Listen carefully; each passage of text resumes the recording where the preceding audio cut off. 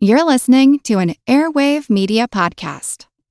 I'd like to ask everyone to take a few minutes to help support the show.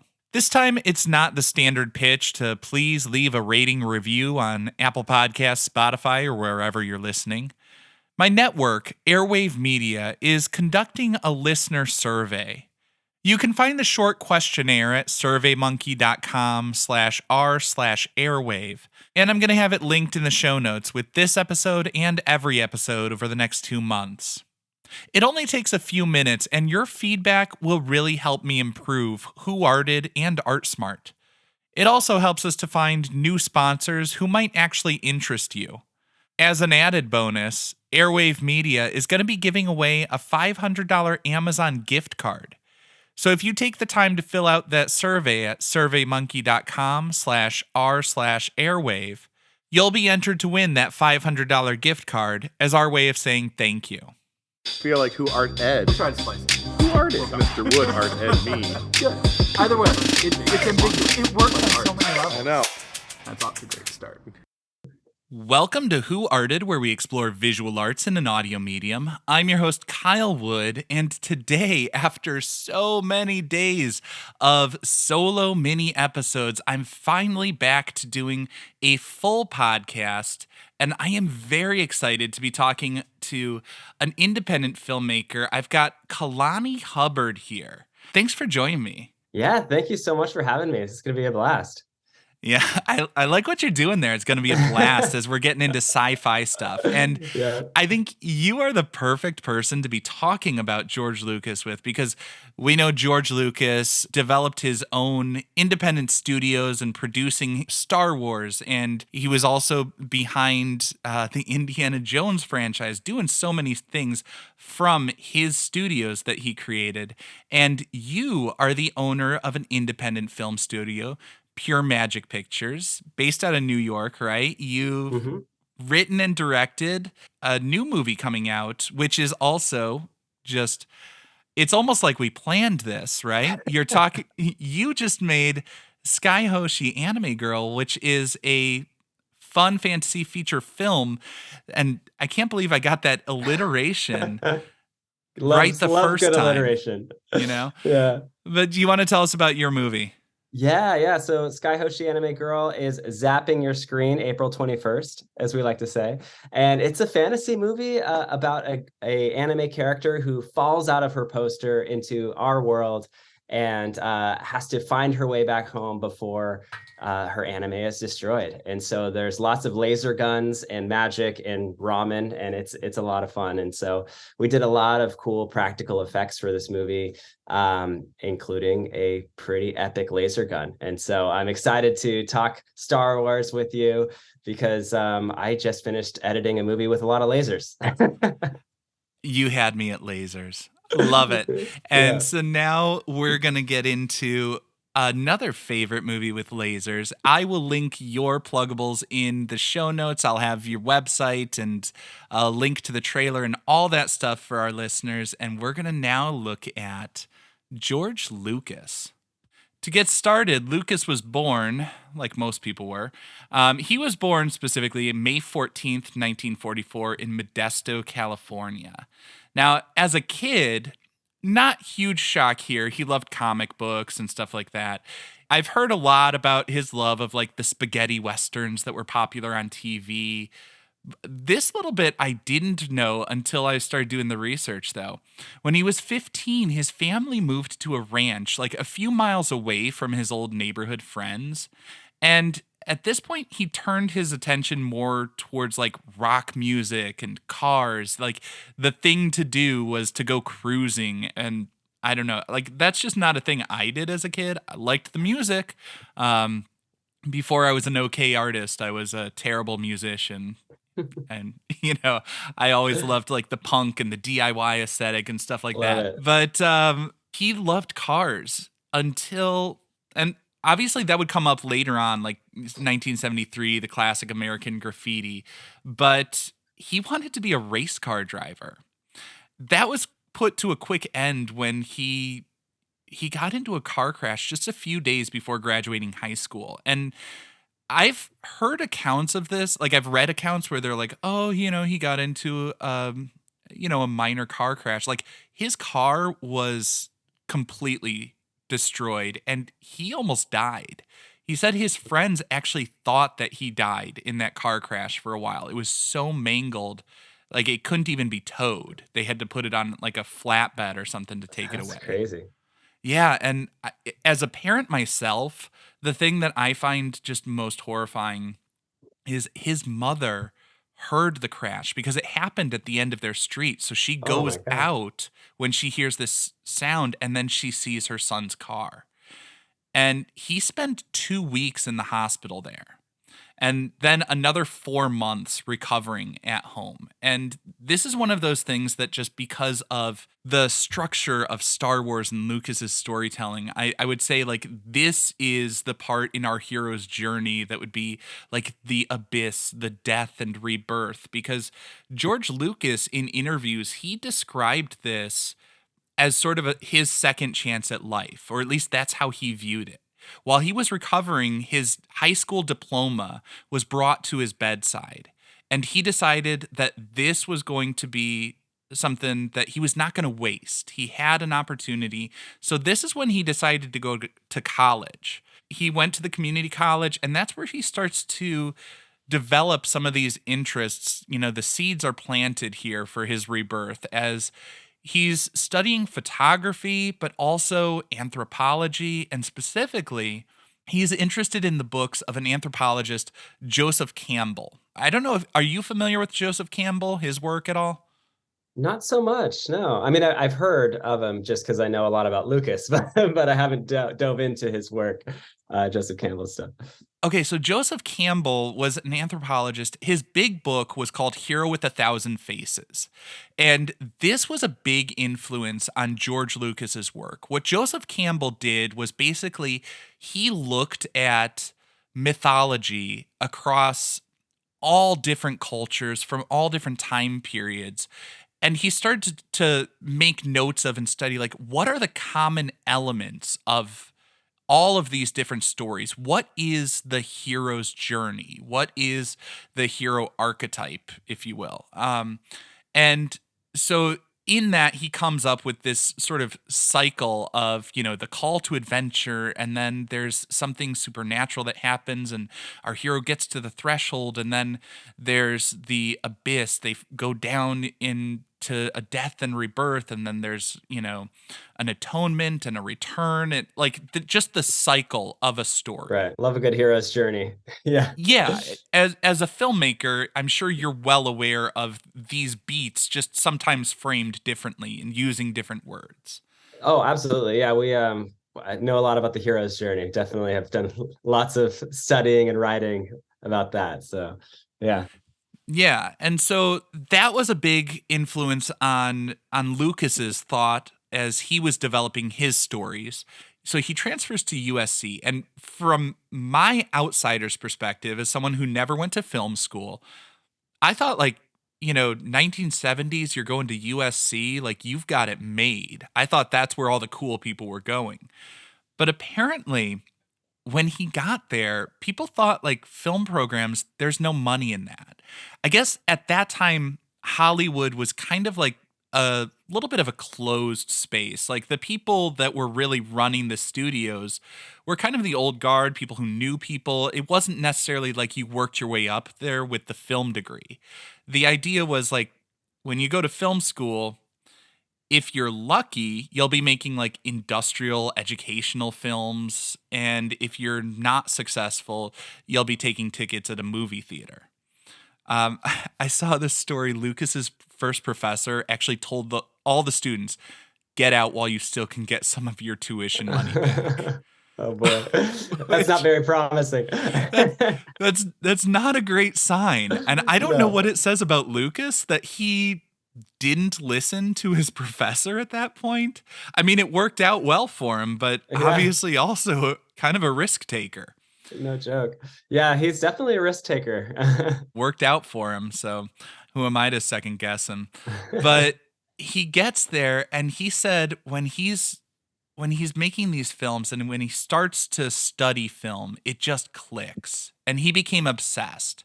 He started to make a name for himself with some short films and animations. You know, he's doing like the student film festivals, going around that circuit and getting a little bit of buzz. Also, it sounds like he had a bit of an ego. People said that they didn't really know him to speak much in class. Like he just would let the work speak for itself. But the only times they'd hear him would be like he'd walk up behind them in the dark room and just be like, "You're doing it wrong." That's great. Like it seems very fitting for like the persona that I, you know, from an outsider have observed of like Star Wars and Lucasfilms and everything like that. Like it definitely seems like that's been the constant critique throughout his life, is that it's his way. It's gotta be his way. And even as a, I don't know, probably 20-year-old, that's the way he saw things.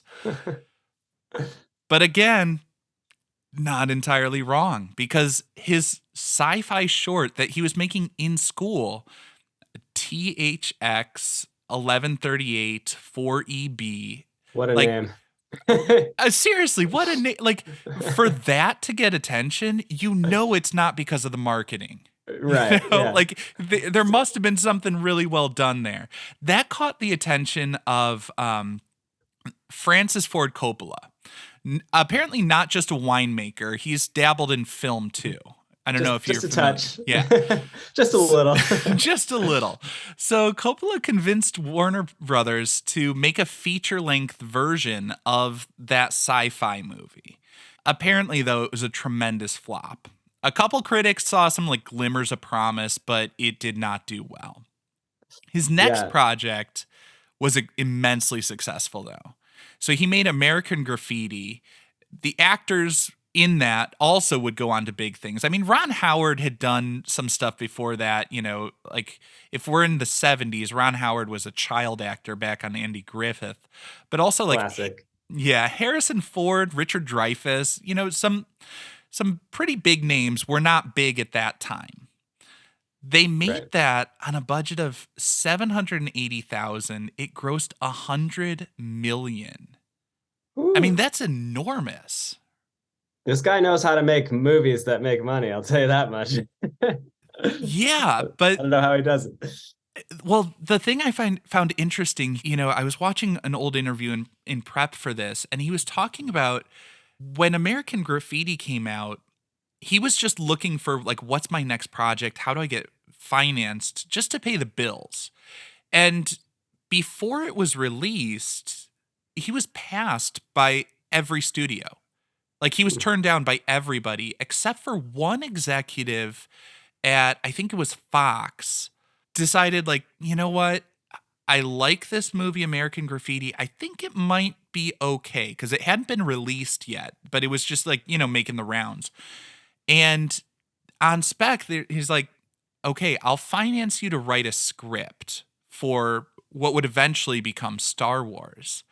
And he then released American Graffiti was released. I mean, he didn't personally do that. And so it becomes this huge hit, and suddenly it's not so hard for him to get financing for stuff. The studio is expecting him to come back and ask for more money, because generally that's what people did. But Star Wars, it was an epic. He had written a 6-hour movie, and you know, nobody was going to release a 6-hour film. He knew he had to break it into 3 chunks.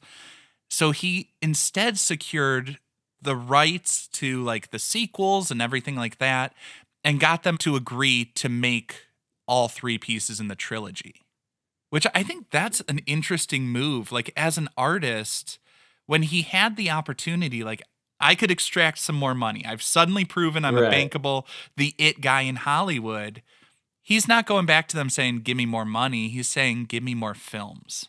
Yeah. I mean, he really wanted to make those 3, you know, and so that was his way to secure it. And I think he gave up a lot, but was able to keep all of the merchandising, which is interesting as well. That's how we made a lot of money from that, because the studios didn't necessarily care about the merchandising back then. And so he saw a lot of potential in that because he was like, I'm making all these cool characters. And so I thought that was really interesting too. Yeah, again, he's focused on the art. He's focused on the product. Yeah, And yes, there's a way to make money off of that if it's successful. right. But he wasn't asking for a bunch of money up front. It was the back end. He's like, trust me, this is going to be big. And when it is big, then I'll collect, Right. But he let the work speak for itself. And he was mainly focused on just getting that work done. Now, after the break, we're going to talk a little bit more about that work. Specifically, we're going to be looking at Star Wars Episode 4, A New Hope.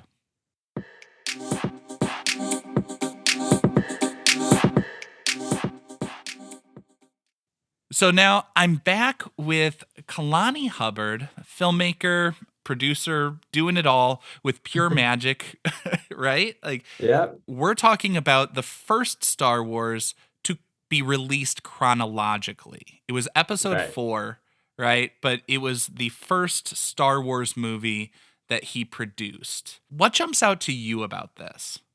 This is, this movie, A New Hope, is one of my all-time favorite movies. I think a lot of it has to do with just the story of how the movie was created, which is just such a crazy cool thing. I mean, George Lucas writes this script, and he makes this movie so big that he has to chop it up into 3 pieces, which equals the trilogy. And he says, okay, well, let's start with A New Hope. And then the journey to get that movie made, while filming, they were running into so many issues on set. They're getting hit with storms and crazy stuff, and sets get destroyed, and it's really hot, and all the stuff that goes on filmmaking. It's just surviving all of the elements out there while they're filming, and then all the way through editing the movie. Just the story of how it was created, I think, is very cool and inspiring. But also, the movie is just groundbreaking for its time. The storytelling and the pacing of it. And I think that when it did come out, it was just something brand new that people had never seen before. And I love it when movies like that are just, you can point to a movie and say, this movie is the reason why, like, the industry changed, and this movie is why things are the way they are. And there's certain movies like that. I'd say A New Hope is definitely one of them. Jurassic Park is another one. Yeah. These big, Jaws, another one, where these big movies that really are like a big cornerstone of film. So I just big fan of this film. Watch it. I try to watch it at least once a year. It's interesting. You and I, as art guys, and different art forms, obviously, but we immediately start to get into, like, well, how is this made? What's the story? Like, Right. Like when you look, when most people go to the museum, they're looking at works from across the room to take it all in. And when the artist goes in, their, like, nose is up against the canvas because they're just like, how was that done? And I Right. imagine filmmakers are the same way. I still remember as a kid watching Star Wars and just the bigness of it. Right? Like Yeah. like you could feel the sound as Yeah. like that score comes on, and then you see these lasers being shot that, to me, as a kid, I was just like, how did they get these lasers? What is happening? I had no Yeah. concept that, like, this could have been some sort of a special effect. And then I've talked about Chuck Close and how Chuck Close was a terrible magician because he always wanted to reveal how the tricks were done. He said the magic was more impressive when you realize the work that goes into it. Star Wars to me is like that, because when I realized, like, when I found out what rotoscoping is and how, like, you're taking those frames of film and drawing on them and adding this stuff over the top. I mean, rotoscoping was not a new concept, just like matte painting wasn't a new concept, or a blue screen wasn't invented there. But he was perfecting them and bringing them to a higher level than anyone had done before. Yeah, he was really taking all of these techniques and pushing them to their very limit and kind of rethinking how you could do it. And I think that was so innovative. Yeah, and I think one of the things, just because I can't go into a frame by frame dissection of the entire movie, but I think specificity is the soul of narrative, to steal from John Hodgman. When we look at the lightsabers and just everything that goes into that, they were using like dowel rods or something like that. It's kind of like a very simple thing on set as the stand-in, and they're just blowing out the lights, right? Like extremely high lighting to get that reflectiveness. And then Mhm. every element of this comes together, because I saw an interview with the guy who was like in charge of developing that specific tool in the original. And he was saying, well, if it's a lightsaber, light's traveling in waves, it's going to have a little bit of a flicker to it, right? So there's like Mhm. every once in a while there's just like this shock of a brighter frame. And then they're talking about like the sound that it's going to make, and they're thinking about how it's going to have that little bit of like a phase to it, right? Or Right. it's like that warbly kind of like, you know, all of those elements being brought together. And you think about how much detail and how much planning goes into just the minutia of any Yeah. successful film. Yeah. Yeah, absolutely. I mean, it takes so much planning and especially back then. I mean, you didn't have so much technology that we have now. And so they had to invent stuff. And, a lot of it is practical. And then what they would go do is kind of combine a little bit of practical effects with some like, overlay style effects, compositing effects, all to compile together into finally this really cool shot, and it's the same. It's funny because it's the same nowadays, different tools, but the concepts still apply. I mean, when we were doing Skye Hoshi filming it, she has a laser gun, and there's scenes where she shoots her laser gun. Well, we had to. There's a specific scene where she actually falls out of this magical poster, and the lights go crazy, and so we enhanced that by on set we flickered the lights really bright. Yeah. um, and so we were to capture all the lighting on set. We flickered the lights and we timed it correctly with the way she falls and holds her gun and all this stuff. But then in post, while we're editing, we go and we do some overlay effects of lens flares and these bright, cool flickering lights, and together it becomes this really cool image where it just looks so larger than life and real, because half of it was real, and then the other half is enhanced visual effects. And so that's totally the same concept applies now, even back when they made Star Wars. Same kind of thing, just different tools. So it's really cool to me. I still learn visual effects techniques and storytelling techniques from a movie that's this classic, because you can still apply it to stuff today. Yeah. And now, can I, as the person who has not been to film school, ask you some basic low level questions here? Sure, yeah. Can you define for me just a few terms, because I want to make sure the audience also gets this?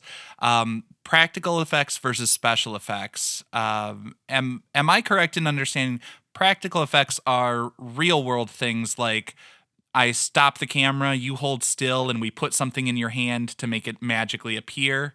Versus Yeah. special effects are like digital enhancements, like the Yeah. overlays and stuff like that. Exactly. So practical effects is a little bit in the name. It's practical, right? So anything you can touch or do in front of the camera, anything that you would capture in a lens without doing anything else with a computer or anything else. So that would be practical. Like you're saying, you pause and you hand somebody a lightsaber, and then you hit go again on the camera and it magically appears in their hand. That would be a practical effect. Or like what we did in the movie, we flickered lights. Yeah. That would be a practical effect for the lights to flicker. And then a visual effect would be a computer or post-production enhanced effect. So that would be anything outside of what you captured in camera. Okay. And then, composites, that's green screen stuff, right? Or I guess in Compositing, Lucas's day, it would be blue screen probably. exactly. So compositing is when you take two elements and you basically put them together, and you composite them together. So, taking out a green screen, Yeah. taking out the green, and you put the background behind them, that would be compositing two images together. A lot of people do it with explosions. There's an explosion in one of our movies, in Plunder Quest. It's a venture movie that I wrote and directed. And that was just a visual effects composite. So what it was is we had real life footage of an explosion and real life footage of a castle, and we were able to composite those two images together, add sound effects, and now you have a new image with an exploding castle. And so that's what compositing is. Yeah, so that's how we get a little bit of the magic into the pure magic movies. There you right? go. Exactly. And that's one of those things that, like I said, some stuff George Lucas wasn't inventing, he was just perfecting, but some stuff he literally was inventing as a way of making the story that he wanted to tell. It was interesting to me. You talked about Jurassic Park earlier. You mentioned that as like one of those classics. Well, apparently, when Jurassic Park was coming around, Spielberg wasn't sure if he wanted to use CGI for the dinosaurs or if he wanted to do something with Go animation.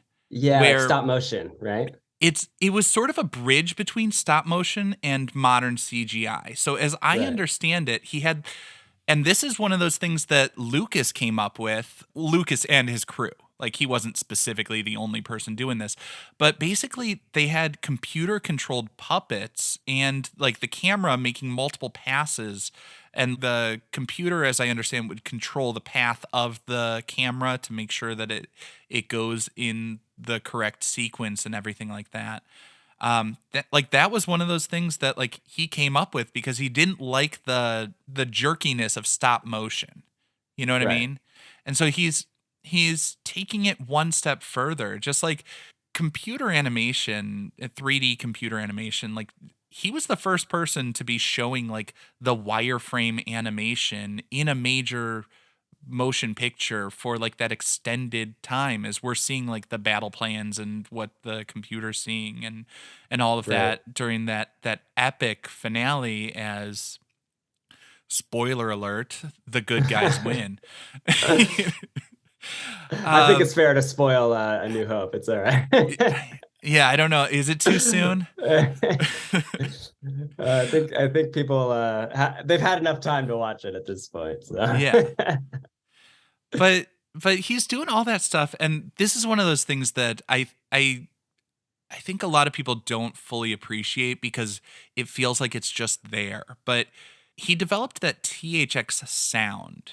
And, the THX certification, it's not just like, oh, you've got loudspeakers. Like they're talking about like the sound treatments on the walls, the floor being raised, like all of these things that affect everything to fine tune it.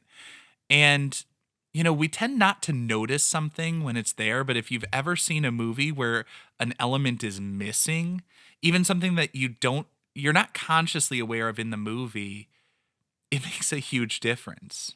Am I right? Absolutely.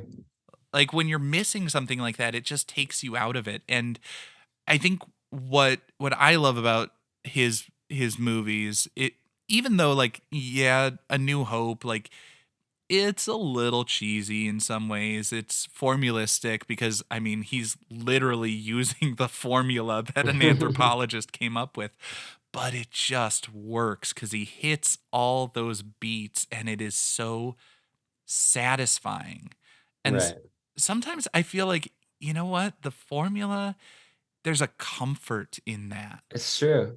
Like as an adult, I watch the Star Wars movies and it's like, I know how this is going to end 5 minutes into it. And still I'm there for the ride and I'm loving it. Yeah. Yeah, there's something to storytelling, and there is sometimes the formula stuff can be really just satisfying. It's a formula for a reason. Every once in a while, you just need that movie that just gives you all of those beats. And so, yeah, I think it's great when movies just hit that formula, and other ones, can go off the beaten path and do something crazy. And I feel like there's a beautiful space for both. And but I love what Star Wars does. It's just like sticks to it, unapologetically.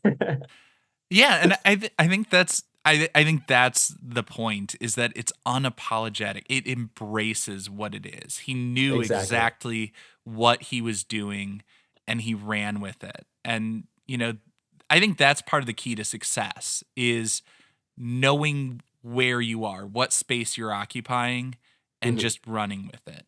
Speaking of knowing your space and what you occupy, I work in awkward the way that you work in film. So I like to wrap this in the oddest possible way. I'm wrapping it up. I want just a 3-point rating scale. And where should this hang? The Louvre? Is this something to look at? The lab? Is this something to learn from? Or the Louvre? British for the bathroom. Yeah, there's a poop joke in there somewhere. Oh, that's terrible. I love it. Love the alliteration. That's great. I say it's for the Louvre. It is a timeless classic. It has done so much for film, for storytelling, for visual effects, for just so much of what film is today is because of this movie. And I would say it's a classic that I'm a big fan of. So Louvre it is for me. I got to say, I'm having a hard time disagreeing with you on that, because I do love Star Wars. Just for the sake of being argumentative, I would say a strong case could also be made for the lab, because I know some people, my wife is one of them, does not enjoy the film, but it is inarguably a piece that we can all learn from. There is so much to pull from in terms of just like the psychological resonance of storytelling and the elements that make something compelling in the hero's journey, but also the technical feats of this production that still apply today. I mean, things are done arguably in a more sophisticated way, but there's still a lot to be learned from it. And the practical effects, I'm a sucker for a good practical effect. Oh, same I'm here. always a fan of that stuff. The engineering that goes into it, I'm a huge fan of. I appreciate the miniatures that are deployed in these pieces. I think there's just so much that is absolutely beautiful about the real world engineering for something that takes place a long time ago in a galaxy far away. Love it. Yeah. Well, thank you once again, Kalani Hubbard. I want to make sure that I am doing my due diligence. If someone's going to be nice enough to slum it on my podcast, I want to make sure I'm plugging your pluggables. We've got Instagram and TikTok at Pure Magic Pictures, puremagicpictures.com, skyehoshi.com. I'm going to link all that in the show notes. But thank you once again for coming out to tell me a little bit about how movies are made, how that magic is made. Yeah, well, thank you so much for having me. I really appreciate it. I had a lot of fun. This concludes this week's episode of Who Arted, part of the Airwave Media Podcast Network. If you found this tolerable, please leave a rating or review on your favorite podcast app. You can find images of the work being discussed this week and every week on social media at Who Arted Podcast on Twitter, Instagram, and TikTok, and of course on the website whoartedpodcast.com. Podcast done.